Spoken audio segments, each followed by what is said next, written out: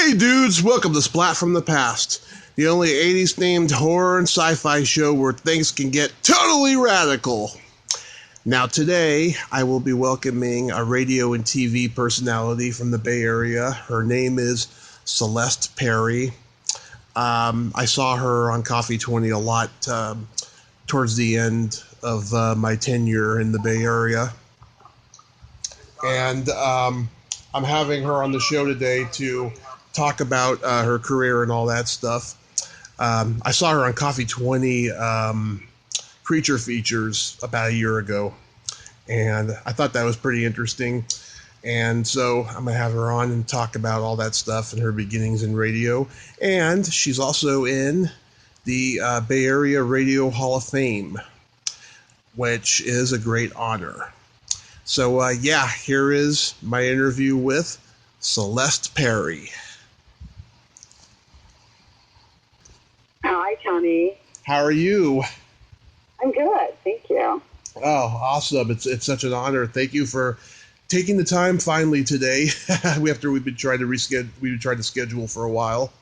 I know. Sorry it's just a busy couple of weeks, but yeah, good to talk to you. It's end of summer, everyone's, getting ready for the fall. Right. So, going back in time, did you fall in love with radio and TV early on? So before we dive right in, so are you recording this? Oh, yes. Now? I record my intro, and then when the person calls, the interview starts. Oh, I see. Okay. And then can you just give me a little dose about the podcast before we get into it so I can just get more of a sense of... It's a journey thing from beginning to present. Okay. All right. And what's it called again? Splat from the Past. Well, okay, right. I heard that. All right, go ahead. Okay. So now I'm oriented, yeah. So did you fall in love with radio and TV early on?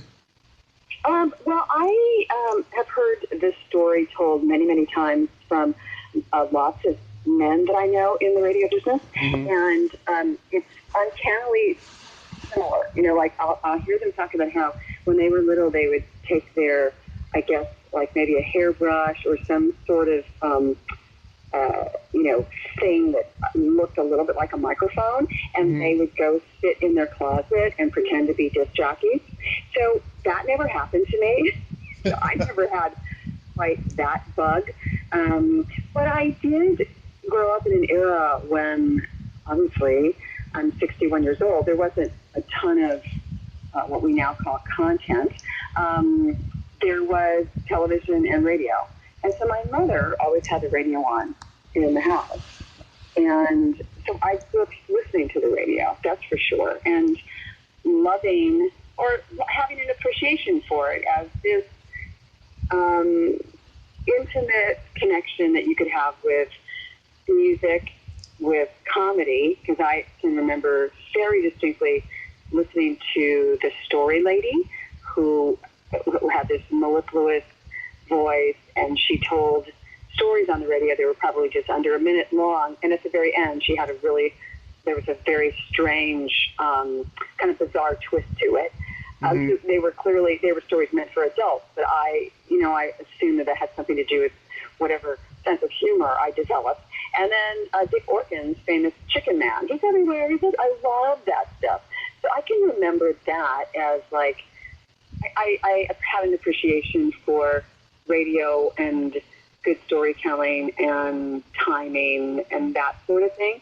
But I did not grow up ever thinking I would be a disc jockey. It actually never occurred to me until I was essentially working in radio.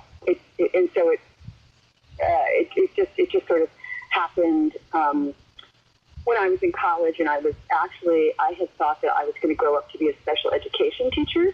That was my great desire. I had worked as a special ed teacher's aide all through high school and in college, and I was taking a communications class, and I guess it was a broadcast communications, so I got a history of radio and stuff, and I was, I guess, for extra credit or something, or maybe the teacher saw something in me because I had done lots of speech competitions and things when I was growing up. I got a job as an intern at a radio station. Mm-hmm. And at the time, they didn't call it interns. We were called gophers, right? Go for this, go for that. And there was no shame in being a gopher. It was very cool to be a gopher because you were like the right-hand person to whoever was on the air. And I went to the station, and I just was sort of taken by the environment. Like, this seemed so much fun. And it was, it was live radio. It was a very, very successful top 40 radio station in Hawaii. And there were some extremely talented people working there. So I was lucky for that. And I guess it must have just occurred to my, whatever, 19-year-old brain that, oh, this seems like a really fun way to make a living. Okay. Nothing against 9-to-5 jobs, but maybe I just wasn't suited for that kind of environment. And, you work how many hours a day, and you get this, and you get paid a full-time salary, and you get to play music on the radio, and you get to do fun. It was just it just seems like a sort of silly, fun way to make a living. Yeah. And so that's really, I will tell you, it wasn't until I was in a radio station working as an intern that I even imagined the idea. It's not something I grew up wanting to do or ever thinking I'd do. So that was my path initially. So basically, it's a career that chose you. It's a career that chose me, exactly. I mean, obviously I had some part in it, but it appeared on my path, and I decided to take that, to go in that direction rather than another direction, and it worked out well. Yeah. Yeah. So. And oh my God, you don't look 61. What's your secret to not aging? That's very sweet, and maybe it's your bad eyesight. I don't know. No. I mean, I don't want to be overly coy about it, but my mother, who's no longer with us, was part Japanese, half Japanese, and I think, and she lived to be in her early 90s, and yeah, I think there was something about her Asian genes that kept her looking, maybe 80s, not 90s. So who knows? It's genetics to some extent, I suppose. I don't know, but yeah. Believe me, I look at my face and I definitely see 61. But thank you for that. Appreciate it. Yeah, we all see a lot worse when we look in the mirror and see ourselves. Yeah. Well, we know our life stories, and I will say that I do look at pictures sometimes of myself in my early 40s, and I think, I guess I do look kind of young. But at some point, there was a period there in my 40s and early 50s where people would say to me, oh my God, you look like you're 35. And I have to admit that felt pretty good. But now people will say, oh, you look like you're in your 50s. I go, okay, well, that's close enough. Yeah, I'm catching up, catching up with me. But anyway. Yeah, age. So you're originally from Hawaii? I am. I was born and raised in Hawaii. Uh-huh. Wow, I still never been there, and I have an uncle who lived there for 5 years. Oh, you must find your way there. It's on the list. Yeah, it's really a beautiful place to be from. But it was how people leave their small towns. I have friends from all over the country who live in a small town in the middle of Indiana or Michigan or Kansas or whatever, and they felt like this town was too small, so they got out. Hawaii's a really small town, and so that I can remember very early on, probably in my teen years, feeling like I wanted to be somewhere where I could experience more beyond my small town. As beautiful and luscious and special as it is, I just wanted, more experience. And even though California doesn't have dramatic seasons like on the East Coast, I wanted something more, believe it or not, than just warm, sunny skies every single day of my life. Yeah. So. I was reading that your first media job was wearing a chicken outfit. That is true. That's the first thing I got paid for. I worked for the radio station I worked at in Hawaii was called KKUA, and the program director was Ron Jacobs, who, if you Google him, you'll see what a famous programmer he was. I believe KGB, I think it was the KGB chicken suit or KHJ, I forget. But he worked in San Diego, and he's one of the grandfathers of that Top 40 radio clock. And so it was just dumb luck that I ended up working for such a talented guy. People call him a programming genius. But anyway, he brought this suit with him from San Diego, and it became the KKUA chicken suit. And that was because if you were willing to wear the suit, you were essentially saying you were willing to do anything. And because it was hot in Hawaii, so the suit was not. It was like a sweat lodge in there. It was pretty disgusting. And so I wore this suit a few times, and I distinctly remember some little kid coming up to me at an event and opening up the beak and sort of, ew, it's a girl in there. So there was that, and that I was a girl. What was I doing in a chicken suit? And we can talk long and hard about sexism in the business, but the biggest deal was that I was pulled in by my boss at the time, who was the disc jockey that I was gophering for. His name is Michael W. Perry, and no relation to me. And he said, Ron and I have had a talk, and you're too short to wear this suit. It looks really frumpy on you. Essentially, I wasn't bringing, the kind of stature that the chicken suit deserved. So I was momentarily heartbroken, because it was actually pretty decent money for doing, I was fired as the chicken, and but that gave me a chance to be inside the studio more. So it obviously ended up to be a good thing. But yeah. Led to something better. It didn't close any doors. No doors were closed, but it was truly my first paying job in radio, the chicken suit. I worked for a fellow who also was a radio station mascot. That was his first job, and he ended up becoming the president of the Oprah Network. So it leads to good things, that mascot. Do not never be ashamed to say yes to the mascot. Lots of people have moved on in their careers, and had success. Right.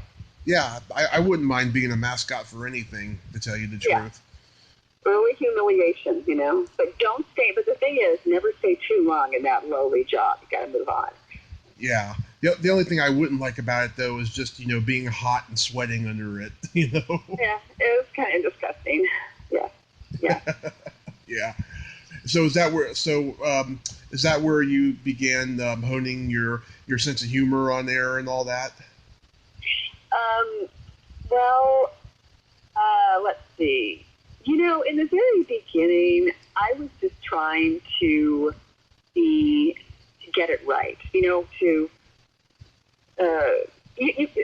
Let me back up a little and just say, in those days, there was a lot more to being on the air at a music station than there is today. And I know that people, are doing great production on the air and have all kinds of things happening in studios. But in those days, there were, we had actual tape on reel-to-reel machines that we had to cut and splice. There were albums to play and cart machines, and you were running your own board. So it was much more hands-on than it is today in that regard.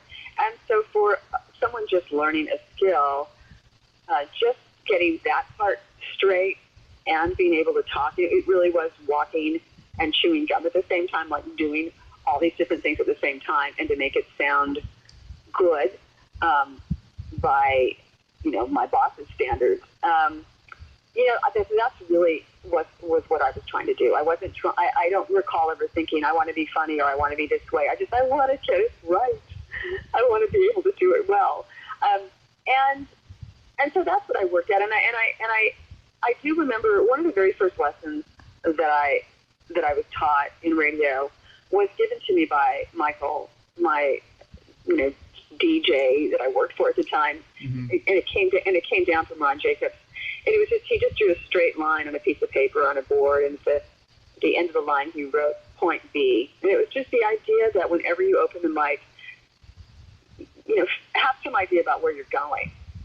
So you're not just rambling on and with no discernible direction.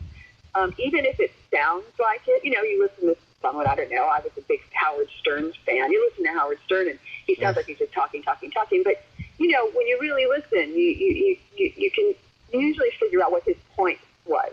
As, you know, he had some idea. He may not have known exactly what he was going to say. And then also learning just basic skills like not relying on call letters or cliches to get yourself in and out of things. So I really, I mean, this sounds so serious, but, you know, my basic, the first, I don't know, maybe certainly the first year of working on the radio was really about learning how to do the basics really, really well, you know, by the standards of the people I was working for.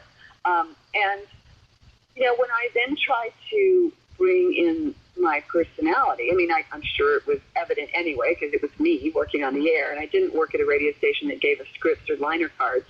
You did have to sort of talk about the music or whatever was going on, you know, as yourself, rather than prescribed by a format. This pretty free form, which was also good training, to try to do free form radio, but not do this meandering, long-winded, with no point, you know, segment. So it was good.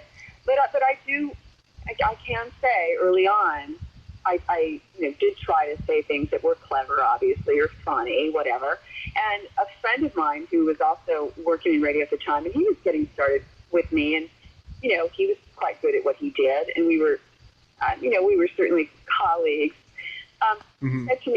He said to me, you know, what you said was actually pretty funny. Don't laugh at yourself. And, you know, I never realized that I was sort of laughing at myself. And I wasn't laughing at myself because I thought what I said was funny. It was a nervous laughter.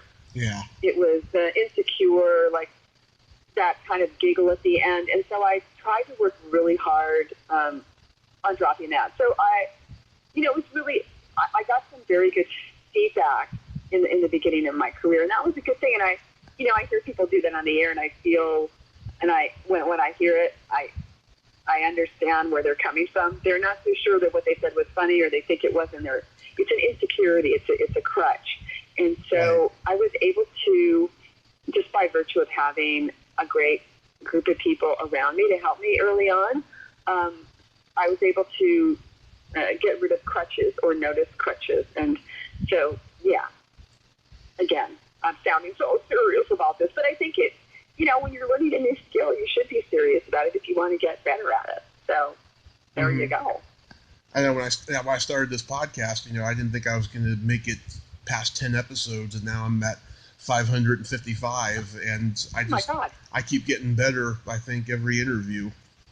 Well, and so you listen to your interviews, correct? You listen back to them? And I try not to listen to the early ones as much, because I listen to it and go, oh my God, listen to this nervous idiot, you know? Well, but you can hear it, and so that's a good thing. You know, in radio they call them air checks, and I know people who never do air checks, and I always want to say to them, well, you should. Have you heard yourself on the air recently? I think air checks are really important, because you hear, you know, again, you hear those crutches and the phrases you rely on, and it's a great, you know, and after a while, you know, you may not need your boss to do an air check with you, but you can certainly, if you're honest, you can be self-critical and adjust and get better. I mean, I don't know how people get better if they don't bother to listen to what they're doing and pay attention. In fact, I'm doing very, very minimal, my choice, part-time work at KDLX in San Francisco, which is, and my boss, Elroy Smith, he's great. He does air checks with me. And I mean, I've been doing this for a long time, but, you know, I honestly so appreciate it, because I'm working at a new station. I haven't worked around the music for many years. Some of the music is not that familiar to me. I don't know the formatics of the station perfectly. Yeah. There are certain rules and ways that they do things. There's a convention there. And, you know, and then there's, of course, whatever personality I bring is totally allowable, which according to them is why they hired me. But I was so great to sit there with him and have him say, well, first of all, have him say, oh, man, I love that. Do that again. Or I love when you do that. Or have him say, okay, so I just noticed, you know, when you did that, I really would prefer that you say it that way because this is the way we do it here. And Yeah. I just have deep respect for him wanting it a certain way because that's his baby, that radio station, Mm-hmm. And then you hosted a game show called TV Pow. I did. Imagine that. So this is, Mm-hmm. when was this? 1979 probably, or 80. And it was, do you remember Pong? Pong game? It's really... I vaguely remember it. Yeah, I'm not like a gamer of any sort, but this was on the TV screen. It would look like the face of a Pac-Man video game, when you look down at those old video games. Yeah. And I think what we had was we'd have two people, so we have a monitor up of the game, and we'd have two people on phones, and then they would, or maybe they'd play against me, pow, pow, pow, and whoever would win would get a prize. I don't exactly recall how it all came to be, but it was early gaming on TV, and I was the host of it at an independent TV station. And then the show kind of grew, and I started having guests on, and it was just it was a fun, independent, not unlike KOFY TV here in San Francisco. So yeah, I did that for a while, and I did a lot of freelance commercial and voiceover work in Hawaii, and then I decided it was time to try something new. Came to San Francisco. Mm-hmm. What year did you move to San Francisco? 1982. Wow. Mm-hmm. That was like right at the height of Alex Bennett. Right. Was Alex already on the air here? I suppose he was. And right, Alex was terrific. I was a fan of Alex, but I even though, given my age and my radio history, I should have worked at a rock station. I should have worked at a station that I was in the right demo for, but instead I got hired at KSFO, which was not a conservative talk station like it is today. It was was this shining jewel of radio in San Francisco. The studios were in the Fairmont Hotel. I worked with people like Jim Lang and Buddy Hatton, and Don Sherwood had retired, I forget, maybe a few years before, and it was just this classic San Francisco radio station, and we played big band music, some jazz, some contemporary music. And when I say contemporary, I think we played John Denver and the Carpenters a little, but mostly we were playing Count Basie and Ella Fitzgerald, and at the time Linda Ronstadt had done an album of standards with the Nelson Riddle Orchestra. So I was playing a lot of the music of my parents' era, which I was familiar with because my mother always had music on in the house. And, I was way, way, way, way, way too young for the format, but it was an absolute gift to work at such a cool place. When I think of being there and the people I worked with, just the glory of the beautiful studios and the grand lobby and walking through the Fairmont to get to work every day. Not every day, I just worked on the weekends. It was very cool, very cool. Yeah. Did you know Jesse Torello in those days? I did not. Who is that? He's a radio guy out in L.A. now, but he was in San Francisco for a while in the late 70s, early 80s. Yeah, I'm not familiar with that name. Yeah. Yeah, he got pretty much booted out of the Bay Area because he was a right-wing Republican. Oh, well, he'd have a place now at KSFO, the way it is in the current format, that's for sure. Yeah, he's got a big following out in L.A., though. Mm. But you took a break for a while, though, didn't you? Well, I did. I worked, I'll just quickly go through. I worked there, and that station was sold to King Broadcasting, and I worked at KSFO and KYA. They put the stations together from 1982. I was there until 95, when the station was sold. So I had a really great long run at those stations. It was really wonderful to work with all kinds of legends, really, in the Bay Area. And then in 95, we were sold, and KYA, those call letters, sadly, were retired. and we became Young Country, and I worked there for 5 years, and that was never done country radio, and it was amazing, interesting, mind-blowing experience for me to work in that format.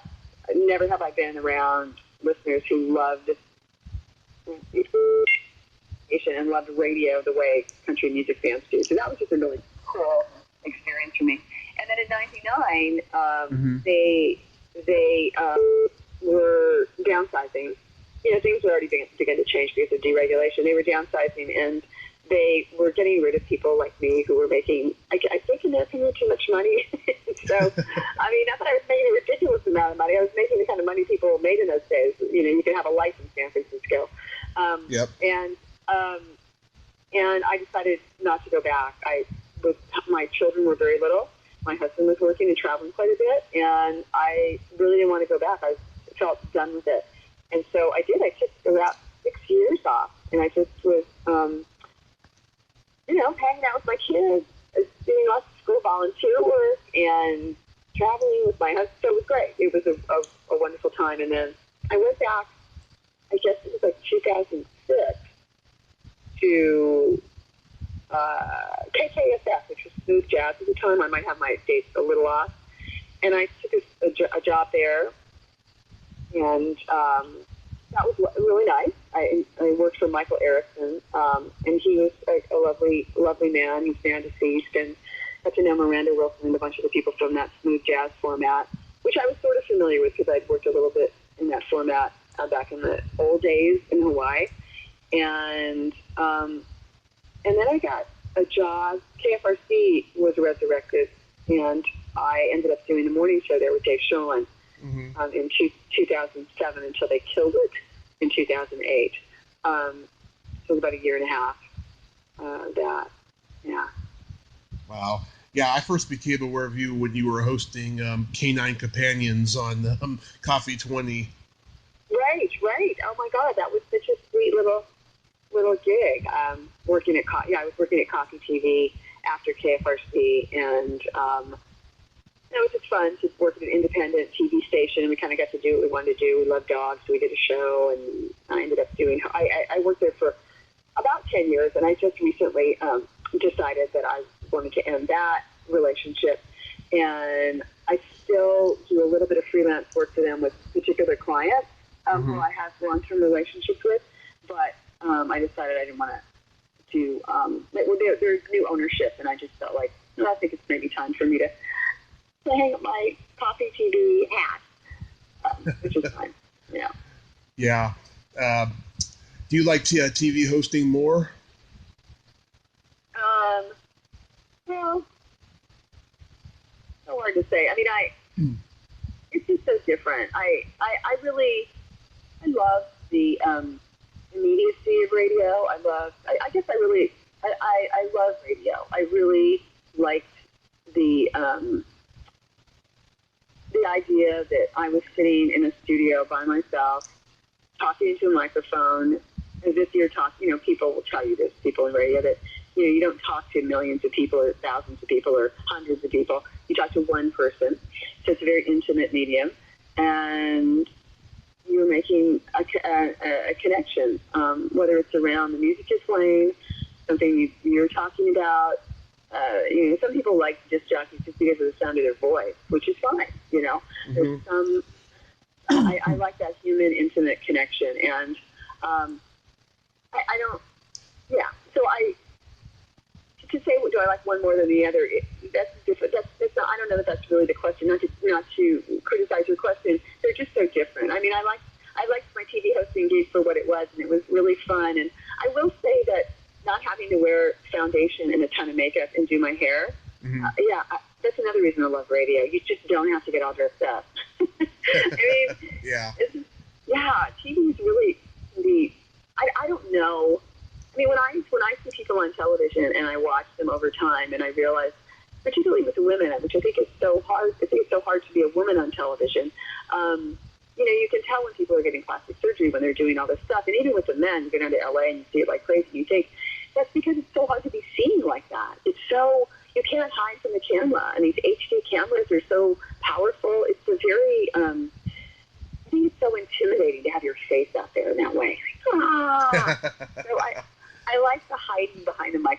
bit. I mean, it's not really hiding because you are putting yourself out there, but I like that. Mm-hmm. I saw you on KOFY 20 Creature Features last year. Oh my God, that was great. That guy, Vincent Sandal, yes, is true. He's got a beautiful studio, and it's his pet project. He's so passionate about it, and so, you know, I got to do lots of fun things because of KOFY and meet cool people, and sitting on a set like that and just having a conversation.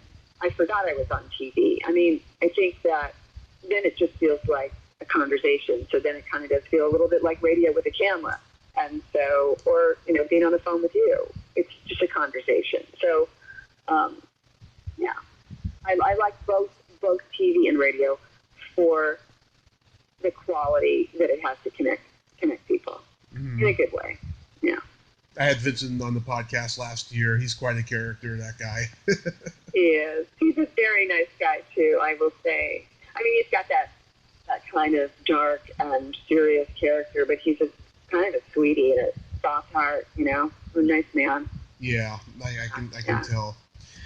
I was on YouTube and I saw your speech when you were getting your award at the Bay Area Radio Hall of Fame. Yes. Yeah. Were you just shocked when you found out you were winning that award?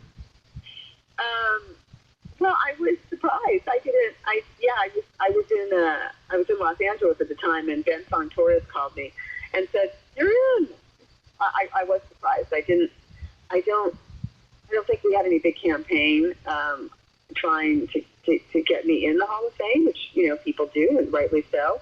So yeah, I don't know how it happened that year, but it did, and so it was just nice. It was, I think that one of the best things about it, I was talking to Sue Hall, who's going to be inducted into the Hall of Fame this year, and I told her, I said, you know, it's great to be recognized by people you work with and to have your listeners appreciate you, but actually it's your family who's the proudest, I think, and that's very sweet, you know, your kids. And my husband, he often manages to work that into a conversation, which of course embarrasses me to no end, you know, when we're talking to people. They'll ask me what I do, and then I go, "Are you going to do this thing again with the Hall of Fame?" Oh my God, here we go.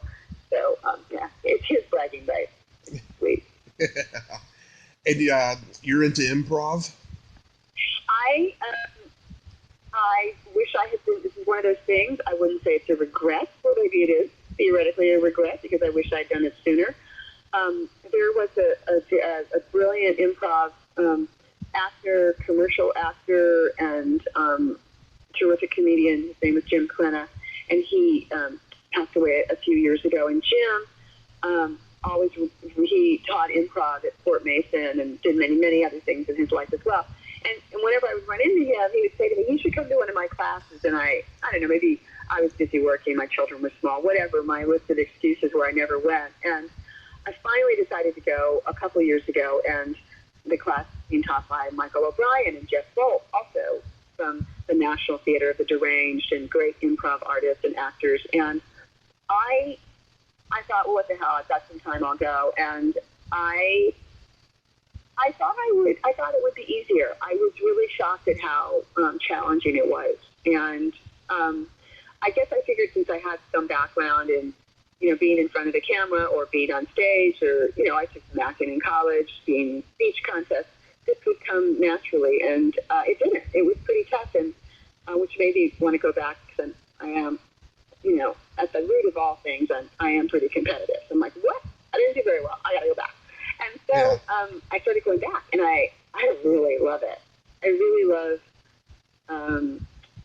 how it pushes you and how it can be so magic when you're standing up there with nothing, and, you know, after 3 minutes of working with a partner who you have to completely trust, you have got something, whether you're making people laugh or making people cry a little or having a poignant moment with folks around something that just, you know, emerged from that moment. I love it. So I've taken a little break this summer, but I'm going back. There's a weekly class at the Throckmorton Theater, and I think it's great. I think it's great for anything. And there are lots of people in the class that I take who aren't actors, who don't do anything in the performing arts, but they just like it because it's. I always say there's a very zen quality about improv because you cannot be anywhere else but right there, here, and now. And I do like that. For people who are trying to practice mindfulness, I think improv is a mindfulness practice because it makes you pay attention to the moment you're in and the person you're working with. So that's my long-winded spiel about improv. It's great. Do it. Yeah, I'm thinking about trying it myself. I did stand up in the Bay Area for 10 years. Uh-huh. And I liked doing stand up, but I also want to give improv a try. I did some improv and drama class in high school, and I was like, this is hard, but of course I was 14 at the time, but maybe now, because I've had stand up under my belt, I could probably try it and do a better job now. I was a judge this past week for the San Francisco Comedy Competition here in Marin. Oh, nice. And it was Mark Hershon was supposed to be the judge, but he couldn't do it, so I was called me, and I was excited to be a part of that. And it was terrific. It was so terrific to see these people, all relatively young, I imagine, and obviously some of them just so very funny, such great material. But also, I just always am amazed at the bravery it takes to stand up there and do that. It's like, wow. Because you're not reading anybody else's words. You're doing your stuff that you think is funny, what you think will work, and then to put it out there in this really bold way. So my hat's off to people who get up there and try to make somebody else laugh, Mm-hmm. Not easy. No, and so many people think they can do it, but a lot of people can't, but they try. Right. So what are you doing in radio these days? I'm doing very little in radio. I'm not going to go on a long rant about the way radio's changed. Just the brief story is that it used to be live. It used to be more local. It used to be radio stations were owned by, families or small groups of investors. And then a person could only own one AM and FM in a market at a time. And then deregulation happened. And so there's this huge consolidation, which is a word that lots of people know in all kinds of industries.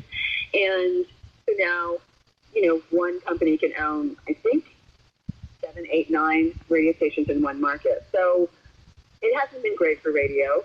And then there's automation that's taken over. So there aren't that many live people working in radio stations. So, but things change. I can't complain about it, really. I can just say that's the state of the world, and I'm glad that I was able to work in radio during the days when it was live and local and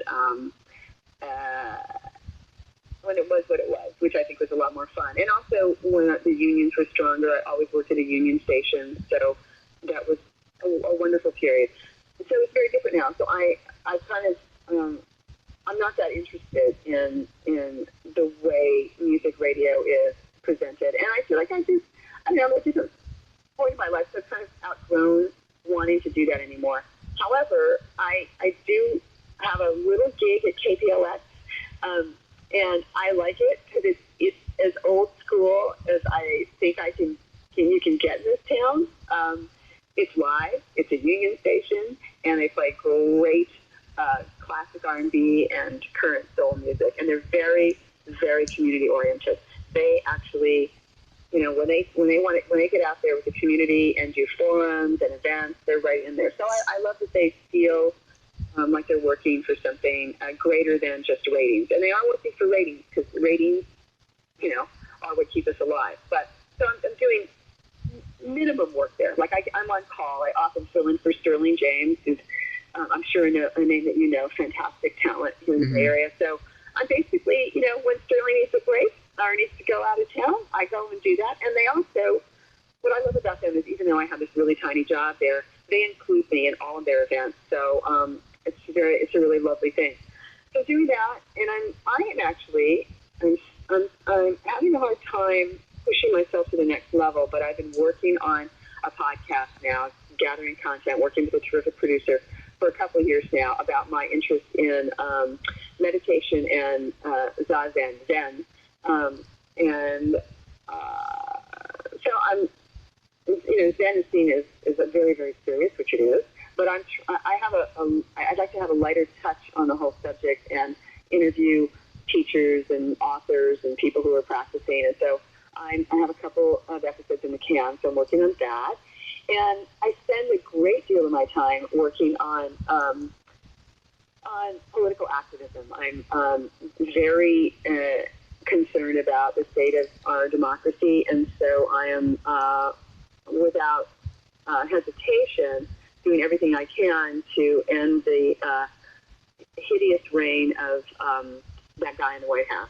Yeah. So I work on a local level and on a state level. I am this very day, we're hoping for a win in North Carolina for a Democrat there, who's running against a guy who is responsible for writing that hideous anti-LGBT bathroom bill in North Carolina. So I'm fighting against, bigotry and hate. That is really, that's where my passion is, to fighting against that.